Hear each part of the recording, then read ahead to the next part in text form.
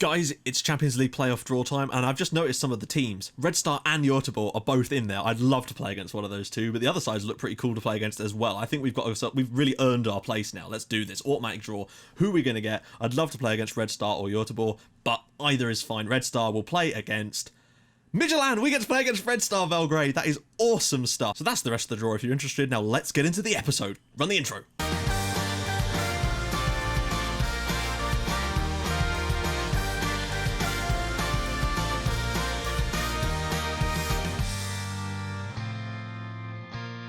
Hi guys, and welcome back to another episode of Building a Nation with FC Midtjylland. If you're still enjoying the series, do be sure to hit the like button. That would be superb. If we could get 700, 800, that'd be superb as well.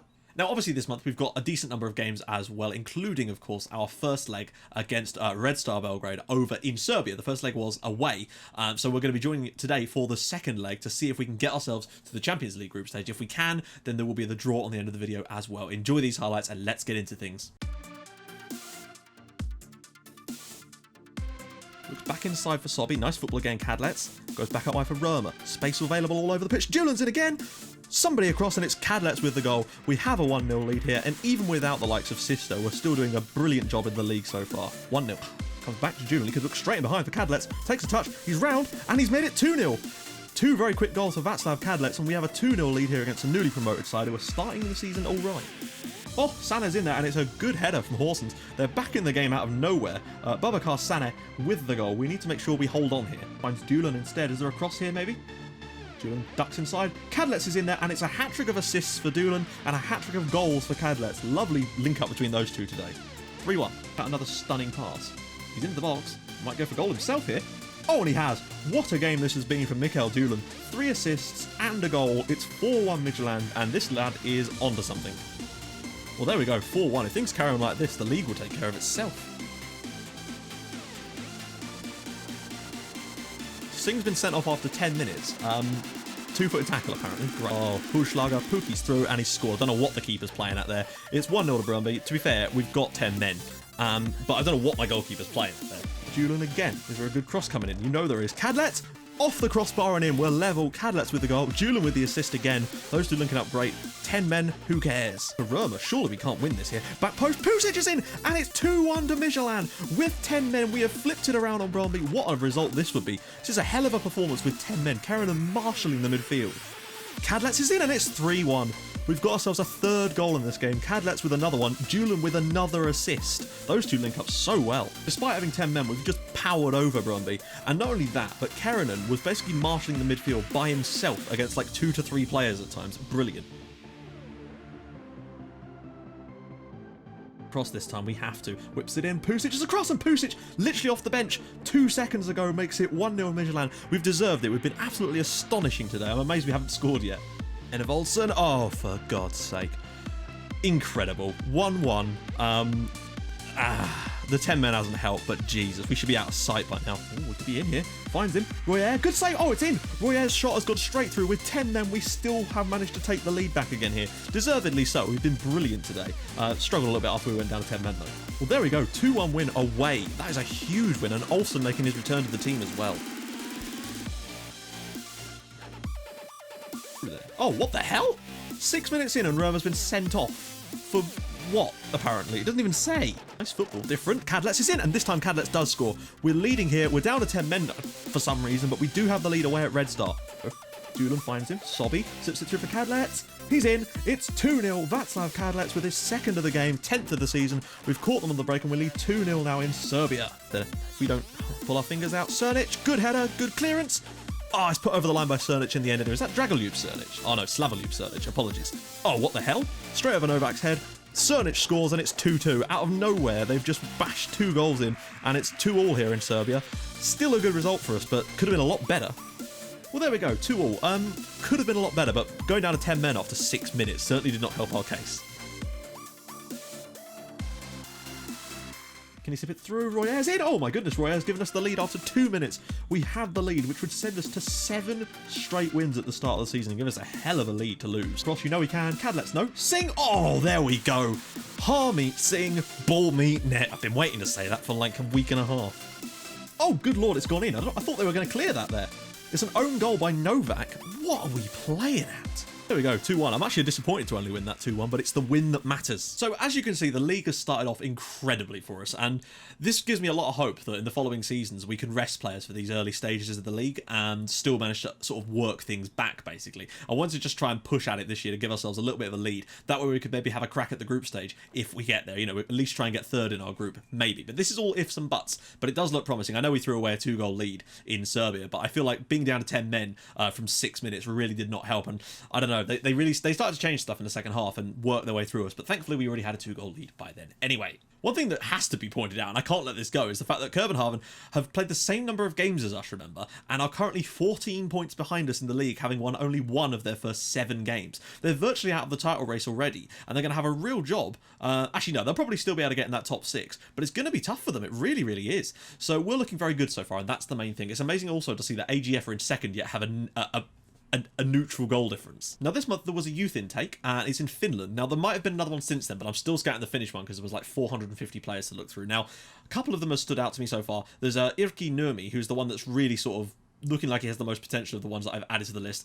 Richard Matteson, or Matteson rather, from IFK, and then there's also Alexi Halm, who was probably one of the first ones I added, and I'm still not sure about that one at all. But the one that might be interesting is this lad. However, I also did one other thing, which I've now signed up, Pedro Quiros. I decided to go after him, because why the hell not? We've brought him in, and he'll be joining us next summer as well. So that is another youth player that will be joining us.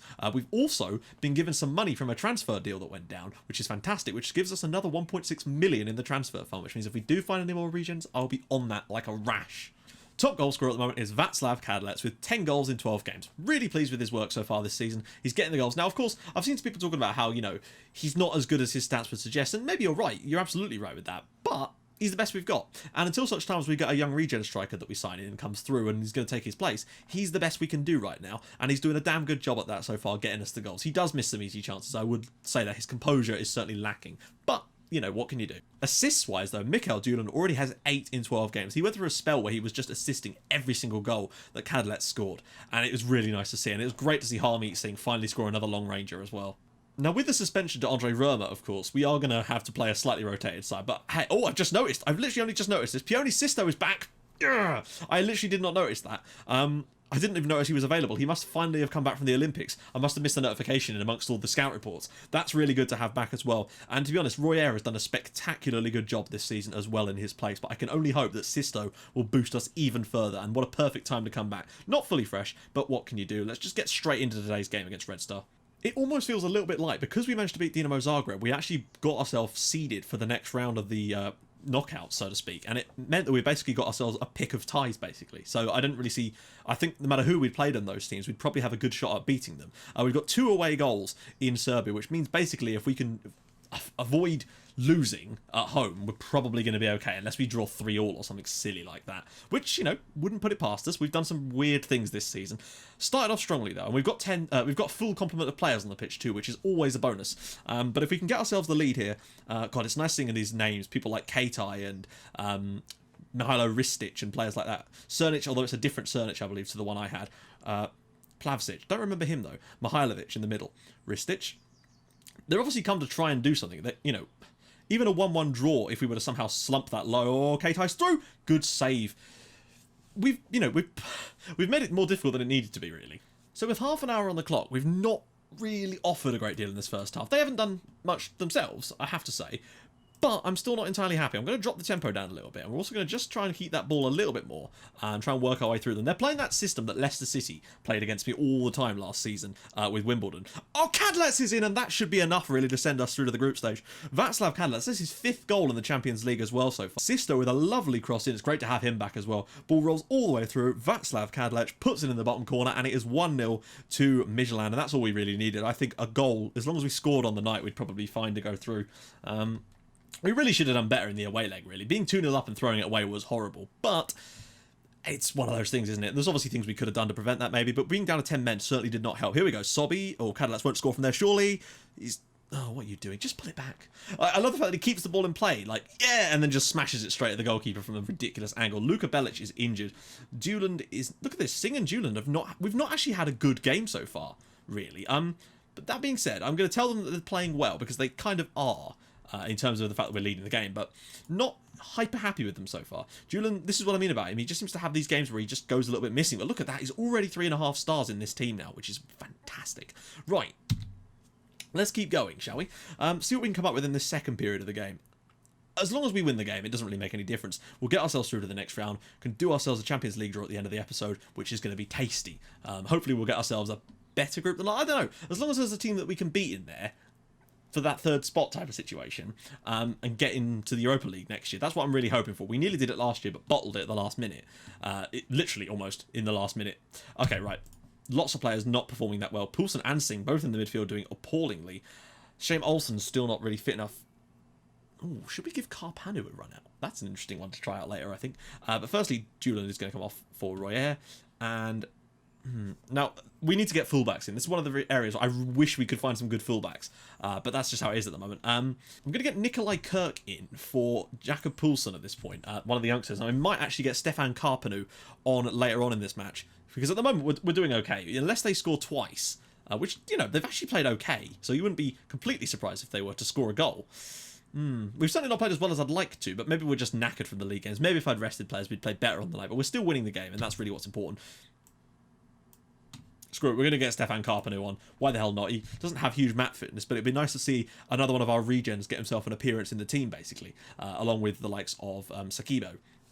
Let's see what he can do.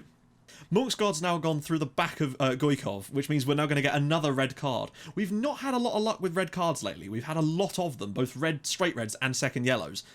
And that's another fullback that's going to be out. So what we're going to do here is just... Sparv is... Damn, I didn't bring Sparv on. Okay.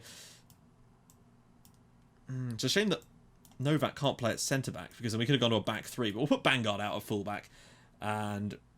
you know what, we're probably okay to stick like that for the last 3 minutes. I don't see us conceding 2 goals in that period. We should be okay to get over the line, and it looks like we are going to, which is lovely. There we go, Midtjylland 1, Red Star 0. Not exactly vintage football, but hopefully we can, you know, we've got to the group stage, and that's the main thing. We've been given 1.42 million for winning that game, as well as 8.57 million for getting to the group stages. That money is huge for us, and that's going to keep us afloat all season. And then we've got television money and all sorts to come. It's going to be good. Transfer budget next year should be tasty. Right then, we're here on the day of the Champions League draw. Let's just get straight into this. I don't know who we really want. I mean, let's just have a look at who we can actually get in that third pot. I mean, let's just... hang on, let me just stop the draw for a sec. United... oh my god, United are in the third pot. Schalke, Lyon, Galatasaray, Celtic, maybe? PSV, Dnipro, and Leverkusen. That is not looking good for that third pot. Monaco, Ludogorets, Zurich, Sparta Prague, Ghent, AEK. Göteborg got through, amazing. And Midtjylland. It's a shame we can't play against them, really. Anyway, let's do the automatic draw. It's great to see that Göteborg actually got to the Champions League group stages. I've never seen that on a save, I don't think, before. Not when I wasn't controlling them, anyway. I guess what we really want is a group where the top 2 potentially are really, really, really good, and then the third one's kind of the weaker one that we can maybe get. Or one where we've got a decently strong third and second team, but not like over the top strong. Look at that, Bayern Munich and Real Madrid in the same group, folks. That is astonishing. CSKA and Napoli looks like an interesting one. That would be my preferred choice, particularly with Schalke, and that's going to be tough, but I would probably take that at this point. Although the Celtic one with Arsenal and Dortmund could be interesting as well. Galatasaray, I really don't know at this point. At this point, I kind of just want to get into it so we can see who we're going to get drawn against. Right, here we go. Who are we going to get in our group? This would be an interesting one. Zurich. Oh, this one would be too bad. AEK. Please not this one. Oh, dear. PSV, Man City, and Paris Saint-Germain. Oh, we're going to get absolutely obliterated, I sense, by PSG and Man City, but we might have a chance against PSV. You never know. So that's what we're going to be facing this year. See if we can get third spot. I think it's going to be tough, but we might have a shot against PSV at home, particularly with the new tactic. You just never know. So looking at the fixtures so far, we've actually had a lot of green in there, particularly in the league, but frankly, we've been great so far, and I feel like now is going to come the time where the wobbles will start and all sorts of jazz like that. Now, obviously, I think the next game is going to be a live con for the Champions League. I don't know exactly which game it's going to be yet, but you guys will find out very, very soon in the next video. So, if you guys have enjoyed this video, do drop a like on it. That would be superb as well. And if you haven't already, do subscribe to the channel. That would mean the world to me. And I'll join you guys in the next episode for a game in the Champions League where we'll no doubt get our asses handed to us, unless it happens to be PSV at home. You never know. I'll see you guys soon. Thank you so much for watching. Bye-bye.